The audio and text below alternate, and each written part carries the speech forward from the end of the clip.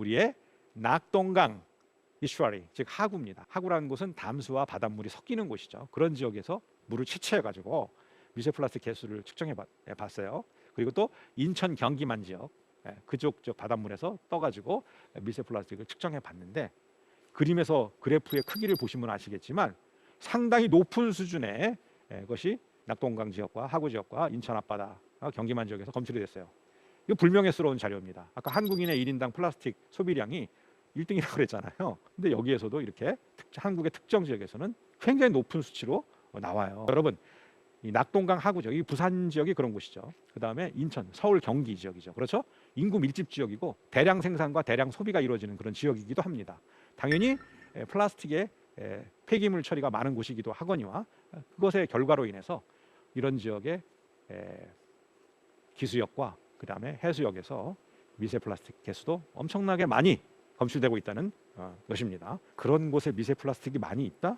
그럼 뭘 생각할 수 있을까요?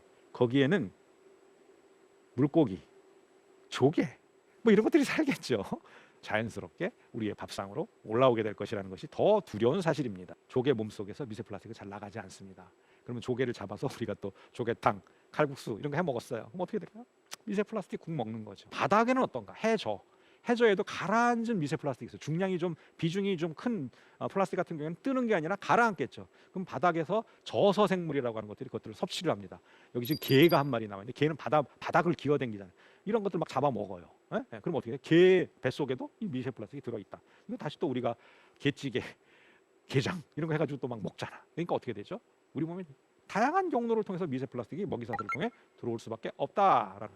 2016년에 국내 모래 해변 20곳에서 자료를 조사했는데, 미세 플라스틱의 평균 농도가 1제곱미터당 2,776개가 검출됐다고 그래요.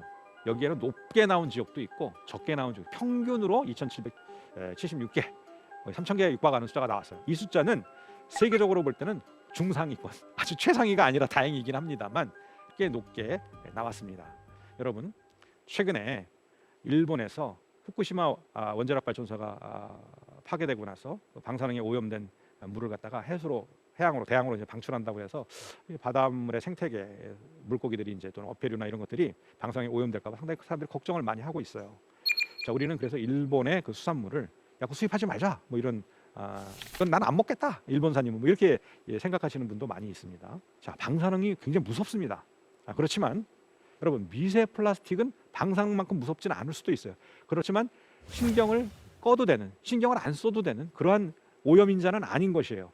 우리나라의 바닷물, 그 다음에 해변에 이렇게 미세 플라스틱이 중상위권이라면 이곳에서 채취된 어패류 이런 것들이 과연 안전하다고 얘기를 할 수 있는가에 대해서 우리는 이미 고민을 아무리 해도 부족하지 않습니다. 아시겠죠?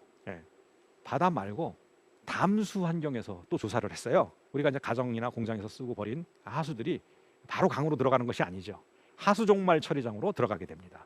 거기서 여러 가지 정수 처리를 어느 정도 해요.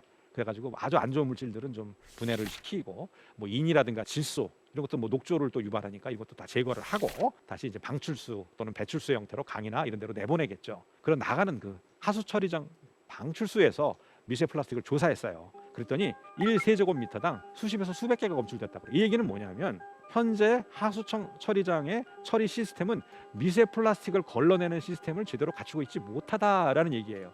이것이 결국엔 강으로 들어가겠습니다. 그럼 강물을 떠가지고 이제 분석을 해봤어요. 그랬더니 강물 1세제곱미터에서 대략 1개의 미세 플라스틱이 검출이 되었습니다. 자, 그러면 우리는 다 수돗물을 먹고 살죠. 물론 지하수를 쓰는 집도 있습니다만 대다수는 수돗물을 씁니다. 식수로. 그러면 강물이 바로 수돗물의 원수죠. 그럼 강물을 다시 모아다가 정수장에다 집어넣고 수돗물을 만들어냅니다. 그렇죠?